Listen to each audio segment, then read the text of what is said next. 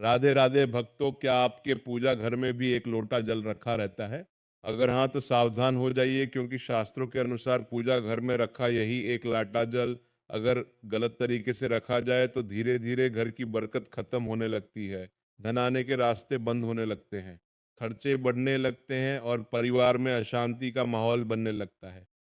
कई लोग अनजाने में ऐसी बड़ी गलती कर बैठते हैं जिसकी वजह से सुख समृद्धि धीरे धीरे घर छोड़ने लगती है। आखिर पूजा घर में रखा जल किस दिशा में होना चाहिए, कब बदलना चाहिए और कौन सी एक भूल पूरे घर को कंगाली की ओर ले जा सकती है, जानिए इस वीडियो में अंत तक, क्योंकि यह जानकारी आपके घर की खुशहाली बचा सकती है। भक्तों, यह बात सुनने में भले ही अजीब लगे, लेकिन शास्त्रों में पूजा घर से जुड़े कई नियम बताए गए हैं। बहुत नाक से की जाने वाली आवाज़ से लोग अनजाने में ऐसी गलतियां कर देते हैं जिनका परिणाम उन्हें महीनों या कई बार वर्षों बाद भुगतना पड़ता है। क्योंकि कई बार देखा जाता है कि घर में अचानक धन हानि होने लगती है, बिना कारण झगड़े बढ़ जाते हैं, किसी ना किसी को बीमारी घेर लेती है, मानसिक तनाव बढ़ जाता है या फिर बहुत मेहनत करने के बाद भी सफलता नहीं मिलती है। तो इन सब के पीछे कई बार पूजा घर की छोटी छोटी गलतियां जिम्मेदार होती हैं। इसीलिए आज के इस वीडियो में हम आपको बताएंगे कि पूजा मंदिर में रखा हुआ लोटा जल इतना महत्वपूर्ण क्यों माना जाता है। साथ ही ये भी जानेंगे कि लोटा किस धातु का होना चाहिए और किस प्रकार उसका उपयोग करना चाहिए, ताकि ये आपके घर के लिए वरदान बने, अभिशाप नहीं। दोस्तों, बहुत से लोग पीतल का लोटा रखते हैं, कुछ लोग तांबे का और कुछ लोग स्टील का भी रखते हैं। लेकिन क्या हर धातु समान फल देती है? क्या हर घर में एक ही नियम लागू होता है? इन्हीं सभी प्रश्नों के उत्तर आज हम विस्तार से समझने वाले हैं। लेकिन उससे पहले यदि आपको यह जानकारी उचित लगे तो वीडियो को लाइक जरूर करें, चैनल को सब्सक्राइब करें और कमेंट बॉक्स में जय श्री राधे कृष्ण अवश्य लिखें। दोस्तों, कई बार लोग यह भी कहते हैं कि हम रोज पूजा करते हैं, भगवान की आराधना करते हैं, फिर भी हमारे घर में परेशानियां क्यों बनी रहती है? आखिर पूजा करने के बाद भी जीवन में सुख शांति क्यों नहीं आती है? तो दोस्तों, आज हम इन्हीं सभी सवालों का उत्तर समझाने वाले हैं। इसी के साथ पूजा घर में रखा दीपक भी बहुत महत्वपूर्ण होता है। आप में से बहुत से लोग यह सोचते होंगे कि दीपक तो बस जलाना होता है, चाहे वह तांबे का हो, पीतल का हो, स्टील का हो, लोहे कांसे का हो या फिर मिट्टी का हो। लेकिन कभी कभी गलत दीपक का चुनाव भी घर में बड़ी परेशानियों को जन्म दे सकता है। और केवल दीपक ही नहीं, दीपक की बाती का चुनाव भी उतना ही महत्वपूर्ण माना गया है। क्या कच्चा का लावा सही होता है या रुई की बाती या फिर सूती धागा उपयोग करना चाहिए? अगर आपने इसमें गलती कर दी तो शास्त्रों के अनुसार पितृदोष, ग्रह दोष, काल सर्प दोष और यहाँ तक कि आर्थिक तंगी भी घर में प्रवेश कर सकती है। इसी के साथ बहुत से लोग एक और महत्वपूर्ण सवाल पूछते हैं कि मुख्य द्वार पर जल छिड़कने का सही समय और सही तरीका क्या होता है। क्या एक कार्य स्नान करने के बाद करना चाहिए या बिना स्नान के भी किया जा सकता है? क्या झाड़ू लगाने से पहले जल छिड़कना सही है या नहीं? इसी के साथ माताओं और बहनों का एक और बहुत महत्वपूर्ण सवाल रहता है कि क्या पीरियड के दौरान मुख्य द्वार पर जल छिड़का जा सकता है? क्या उस समय दीपक करना उचित होता है या नहीं? साथ ही यह भी जानना आवश्यक है कि जब हम मुख्य द्वार पर जल छिड़कते हैं तो जल घर के अंदर की ओर छिड़कना चाहिए या फिर बाहर की ओर। और जो लोग फ्लैट में रहते हैं या किराए के घर में रहते हैं जहाँ कोई अलग आंगन या चौखट नहीं होती है, उनके लिए यह नियम कैसे लागू होंगे? तो इस संपूर्ण जानकारी के लिए वीडियो के अंत तक बने रहिए। तो दोस्तों, सबसे पहले समझते हैं कि मुख्य द्वार पर जल छिड़कने का सही समय और सही विधि क्या होती है। अगर आप मुख्य द्वार पर जल चढ़ाते हैं तो आपको ये बात ध्यान में रखनी होगी कि ये जल रात में सोने से पहले ही तैयार कर लिया जाए। इसके लिए सोने से पहले आप एक पात्र लेंगे, चाहे वह तांबे का हो, पीतल का हो, स्टील का हो या चांदी का हो। आपको नाक से की जाने वाली आवाज़ किसी भी धातु का एक पात्र लेना है। और यदि आपके पास गंगाजल उपलब्ध है तो उसमें गंगाजल की कुछ बूंदें डाल दें और फिर उस पात्र को शुद्ध जल से भर दे। दोस्तों, यदि गंगाजल उपलब्ध नहीं है तो केवल स्वच्छ जल भी पर्याप्त माना जाता है। इसके बाद उस जल को रात में अपने घर की रसोई में रख दे। रसोई को घर की लक्ष्मी का स्थान माना गया है, यहीं से अन्न निकलता है और यहीं से पूरे परिवार का जीवन चलता है। अब सुबह उठने के बाद सबसे पहला कार्य यही होना चाहिए कि आप उस जल को लेकर अपने घर के मुख्य द्वार पर जाएं। जो जल सुबह सबसे पहले मुख्य द्वार पर छिड़का जाता है वह केवल साधारण पानी नहीं होता है, वह आपके घर की नकारात्मक ऊर्जा को बाहर करने का माध्यम बन जाता है। ऐसा माना जाता है कि सुबह-सुबह माता लक्ष्मी हर घर के द्वार पर आती हैं। जिस घरों के द्वार साफ-सुथरे होते हैं और जहाँ जल का छिड़काव किया गया होता है, वहाँ माता लक्ष्मी प्रसन्न होकर प्रवेश करती हैं। इसीलिए जल छिड़कते समय अपने मन में माता लक्ष्मी का ध्यान करें और प्रार्थना करें कि हे माँ लक्ष्मी, आप मेरे घर में प्रवेश करें। मैं आपका स्वागत करती हूँ। इसके साथ ही अपने पितरों का भी स्मरण करें, क्योंकि शास्त्रों के अनुसार घर की दहलीज को पितरों का वास स्थान भी माना गया है।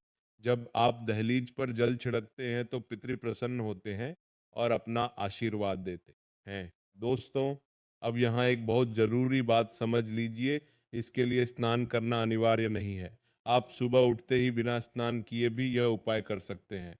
इसीलिए आपको प्रतिदिन सुबह उठकर शांत मन से और श्रद्धा के साथ यह कार्य अवश्य करना चाहिए। अब कई माताएं मैंने सुबह उठते ही सबसे पहले झाड़ू लगा देती हैं और उसके बाद जल का छिड़काव करती हैं, जबकि कुछ माताएं मैंने पहले जल छिड़कती हैं और उसके बाद झाड़ू लगाती हैं। तो आखिर सही तरीका क्या है? शास्त्रों के अनुसार सुबह उठने के बाद सबसे पहला कार्य जल का छिड़काव होना चाहिए, ना कि झाड़ू लगाना, क्योंकि जब आप झाड़ू लगाते हैं तो घर की ऊर्जा को हिलाते हैं और यदि झाड़ू लगाने से पहले जल का छिड़काव नहीं किया गया तो नकारात्मक ऊर्जा घर के भीतर ही फैल सकती है। इसीलिए सुबह उठते ही सबसे पहले बिस्तर पर ही अपनी दोनों हथेलियों को देखना चाहिए और माता लक्ष्मी का स्मरण करना चाहिए। यदि आप चाहे तो मन ही मन यह मंत्र भी बोल सकते हैं। कराग्रे बस्ते लक्ष्मी कर मत सरस्वती कर मोले तू गोविंद प्रभाते कर दर्शनम। इसके बाद दोनों हाथों को जोड़कर ईश्वर को प्रणाम करें। फिर धरती माता को स्पर्श करके उनसे क्षमा याचना करें और धीरे से अपना दाहिना पैर भूमि पर रखें। अब बिना किसी देरी के रसोई में जाएं। वहां जो जल रात में रखा गया था उसे ले और सीधे अपने घर के मुख्य द्वार पर जाएं। मुख्य द्वार खोलकर श्रद्धा और विश्वास के साथ उस जल का छिड़काव करें। फिर इसके बाद ही आप अपने घर के अंदर आकर झाड़ू लगाएं, सफाई करें, स्नान करें और अपनी दिनचर्या प्रारंभ करें। अब कई लोग यह भी पूछते हैं कि क्या जल छिड़कने के बाद मुख्य द्वार को धोया जा सकता है? हाँ, आप पहले विशेष जल का छिड़काव करें और उसके बाद सामान्य जल से मुख्य द्वार की सफाई भी कर सकते हैं। इसमें कोई दोष नहीं लगता है। अब एक और बहुत सामान्य सवाल आता है, खासकर उन लोगों से जो फ्लैट में रहते हैं या किराए के कमरे में रहते हैं। उनका प्रश्न होता है कि हमारे यहाँ ना तो कोई आंगन है और ना ही कोई स्पष्ट चौखट दिखाई देती है, तो हम जल छिड़काव और दीपदान कहाँ करें? तो दोस्तों, इसका उत्तर बहुत सरल है। जिस दरवाजे पर आपका नाम लिखा हो, जहाँ आपकी नेम प्लेट लगी हो, वही आपका मुख्य द्वार माना जाएगा। चाहे वह फ्लैट का गेट हो, एक कमरे का दरवाजा, उसी को मुख्य द्वार मानकर वही और वह दीपदान करना है। इसी के साथ माताओं और बहनों का एक विशेष सवाल भी रहता है कि क्या पीरियड के दौरान जल छिड़काव और दीपदान किया जा सकता है या नहीं, क्योंकि बहुत सी माताएं और बहनें समाज को लेकर मन में संशय रखती हैं।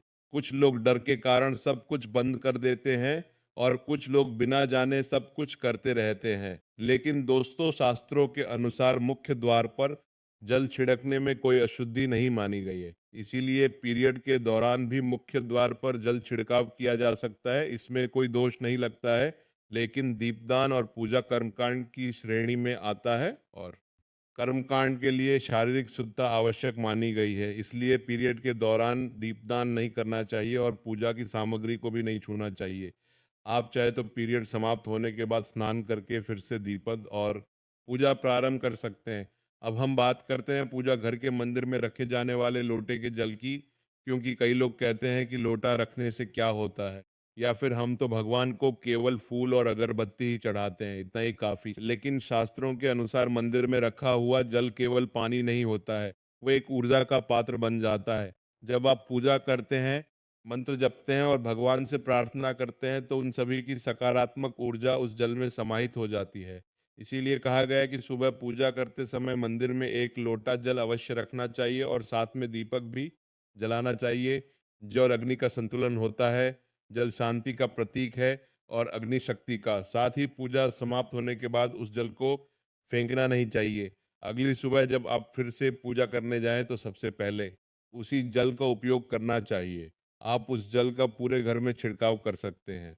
यह जल घर को शुद्ध करता है और नकारात्मक ऊर्जा को बाहर निकालने में सहायक माना जाता है। कई बार देखा गया है कि जहां दवाइयां असर नहीं करती, वहां यह अभिमंत्रित जल भी सकारात्मक प्रभाव दिखा देता है। यदि घर में कोई व्यक्ति बीमार है, तो दवा के साथ साथ उसे यह जल थोड़ी मात्रा में दिया जा सकता है। ऐसा माना जाता है कि इससे दवाइयों का प्रभाव जल्दी दिखाई देने लगता है। यदि घर में लगातार कलह, झगड़े और मानसिक तनाव बना रहता है, तो परिवार के सभी सदस्य इस जल को थोड़ा थोड़ा ग्रहण कर सकते हैं। धीरे धीरे विचारों में शांति आने लगती है और घर का वातावरण भी सकारात्मक होने लगता है। जो लोग व्यापार करते हैं, वे अपनी दुकान या ऑफिस में इस जल का छिड़काव कर सकते हैं। ऐसा करने से कार्यों में आने वाली बाधाएं धीरे धीरे कम होने लगती है और वातावरण भी शुभ बनने लगता है। दोस्तों, अब कई लोग यह प्रश्न भी पूछते हैं कि यदि मंदिर में रखा हुआ जल खुला रहने के कारण उसमें कीड़े पड़ जाए, तो क्या करना चाहिए? तो इसका बहुत सरल उपाय है। जब आप पूजा समाप्त करें, तो उस जल को किसी छोटे प्लेट या कटोरी से ढक दें। इससे वह जल सुरक्षित और शुद्ध बना रहता है। लेकिन यहाँ एक बात विशेष रूप से ध्यान रखने योग्य है कि मंदिर में रखा हुआ जल कभी भी तुलसी के पौधे में नहीं चढ़ाना चाहिए, क्योंकि यह जल सभी देवी देवताओं द्वारा स्वीकार किया गया माना जाता है। इसीलिए उसे सीधे तुलसी में अर्पित करना उचित नहीं माना जाता है। हालांकि यदि आपके घर के मंदिर में लड्डू गोपाल या राधा कृष्ण की मूर्ति है और आपने विशेष रूप से उनके लिए जल अर्पित किया है, तो अगली सुबह उस जल को तुलसी में चढ़ाया जा सकता है। इसी के साथ शास्त्रों में यह भी कहा गया है कि जो लोग अपने घर के मंदिर में नियमित रूप से एक लोटा जल नहीं रखते, उनके घर में धीरे धीरे आर्थिक तंगी, मानसिक चिंता और कई प्रकार की परेशानियां आने लगती हैं। इसीलिए यह बहुत आवश्यक माना गया है कि प्रतिदिन अपने पूजा मंदिर में एक लोटा जल अवश्य रखा जाए। अब हम बात करते हैं घर के अंदर और बाहर दीपक जलाने के महत्व की। बहुत से लोग यह समझते हैं कि पूजा में दीपक जलाना केवल एक परंपरा है, लेकिन वास्तव में हिंदू धर्म में दीपक जलाने का बहुत गहरा आध्यात्मिक महत्व बताया गया है। घर में दीपक जलाने से केवल अंधकार ही नहीं दूर होता है, बल्कि यह मन और वातावरण के नकारात्मक प्रभाव को भी दूर करने का प्रतीक माना जाता है। जहाँ दीपक जलता है, वहाँ सकारात्मक ऊर्जा का संचार होने लगता है, और जहाँ सकारात्मक ऊर्जा होती है, वहाँ भगवान का वास भी माना जाता है। दोस्तों, शास्त्रों में यह भी बताया गया है कि घर के बाहर दीपक जलाने से अनेक प्रकार के शुभ फल प्राप्त होते हैं। जब घर के बाहर दीपक जलाया जाता है, तो वे केवल बाहरी अंधकार को ही नहीं हटाता, बल्कि घर के वातावरण में भी प्रकाश और सकारात्मकता का संचार करता है। ऐसा माना जाता है कि जिस घर के बाहर नियमित रूप से दीपक जलता है, वहां नकारात्मक शक्तियां प्रवेश नहीं कर पाती हैं। उस घर में शांति, स्वास्थ्य और समृद्धि का वास बना रहता है। यदि दीपक शुद्ध देसी घी या सरसों के तेल से जलाया जाए, तो उसका प्रभाव और भी अधिक शुभ माना जाता है। दीपक से निकलने वाला धुआं वातावरण में सात्विकता फैलाने में सहायक माना गया है और घर के वातावरण को शुद्ध करने में भी इसका महत्व बताया गया है। कहा जाता है कि जिन घरों में नियमित रूप से दीपक जलाया जाता है, वहां माता लक्ष्मी की कृपा बनी रहती है। यदि दीपक को पूर्व दिशा की ओर रखकर जलाया जाए, तो व्यक्ति को दीर्घायु प्राप्त होती है, और यदि उत्तर दिशा में दीपक जलाया जाए, तो धन और समृद्धि में वृद्धि होती हुई है। इस प्रकार दीपक जलाना केवल पूजा का एक छोटा सा नियम नहीं, बल्कि जीवन में प्रकाश और सकारात्मकता लाने का एक माध्यम माना गया है। अब हम बात करते हैं दीपक के प्रकार और उसके सही चयन की। बहुत से लोग यह सोचते हैं कि पूजा के लिए कोई भी दीपक उपयोग किया जा सकता है, चाहे वह लोहे का हो, स्टील का हो, तांबे का हो, पीतल का हो या फिर मिट्टी का हो। लेकिन शास्त्रों में दीपक के चयन को भी बहुत महत्वपूर्ण माना गया है। यदि दीपक का चुनाव सही ना किया जाए, तो इसका प्रभाव घर के वातावरण पर भी पड़ सकता है। ऐसा कहा गया है कि स्टील के दीपक से पूजा करने पर शनि की असंतुष्टि बढ़ सकती है। लोहे का दीपक घर में कठिनाई और दरिद्रता को आमंत्रित कर सकता है। इसी प्रकार कांच के दीपक को भी पूजा के लिए शुभ नहीं माना गया है, क्योंकि इससे राहु और केतु का प्रभाव बढ़ने की बात कही जाती है। इसीलिए पूजा के लिए तांबे, पीतल या मिट्टी के दीपक को सबसे शुभ माना गया है। यह घर में सुख, शांति और समृद्धि को बनाए रखने में सहायक माने जाते हैं। अब बात आती है दीपक की बातें की। बहुत से लोग इस विषय पर ध्यान नहीं देते, लेकिन शास्त्रों में दीपक की बाती को भी उतना ही महत्वपूर्ण बताया गया है। जितना कि स्वयं दीपक एक अच्छा कलावा या सूती रुई का उपयोग सबसे उत्तम माना गया है। शुद्ध सूती धागे से बनी बाती उपयोग की जा सकती है। कहा जाता है कि यदि बाती सही ना हो तो पूजा का पूर्ण फल प्राप्त नहीं हो पाता। इसीलिए दीपक जलाते समय यह ध्यान रखना चाहिए कि दीपक भी सही से हो और उसकी बातें भी शुद्ध और उचित हो। अब बात करते हैं मंदिर में घंटी और ताली बजाने के महत्व की। जब भी हम मंदिर में पूजा करते हैं और उस समय घंटी बजाते हैं तो उसका एक विशेष आध्यात्मिक महत्व बताया गया है। ऐसा माना जाता है कि जब घर या मंदिर में घंटी बजाई जाती है तो उस ध्वनि से वातावरण में एक सकारात्मक कंपन उत्पन्न होता है। शास्त्रों में यह भी कहा गया है कि घंटी की ध्वनि से नकारात्मक ऊर्जा दूर होती है और पूजा का वातावरण पवित्र बनता है। कहा जाता है कि जब कोई व्यक्ति श्रद्धा से भगवान के सामने घंटी बजाता है तो उसके द्वारा किए गए जपदान और साधना का पुण्य फल और भी बढ़ जाता है। इसी प्रकार ताली बजाने का भी अपना महत्व बताया गया है। जब हम भजन करते हैं या भगवान की स्तुति करते हैं और उस समय 3 बार ताली बजाते हैं तो इससे मन और वातावरण दोनों में सकारात्मकता का संचार होता है दोस्तों। कि घंटी केवल पूजा या भजन के समय ही बजानी चाहिए, उसे खेल खिलौने की तरह बार बार नहीं बजानी चाहिए। यदि मंदिर बंद होने के बाद या बिना किसी कारण के बार बार घंटी बजाई जाए तो शास्त्रों के अनुसार यह शास्त्रों के अनुचित नहीं माना जाता है। इसलिए घंटी हमेशा श्रद्धा, प्रेम और सम्मान के साथ ही बजानी चाहिए। इसके साथ ही घंटी बजाने का समय भी महत्वपूर्ण माना गया है।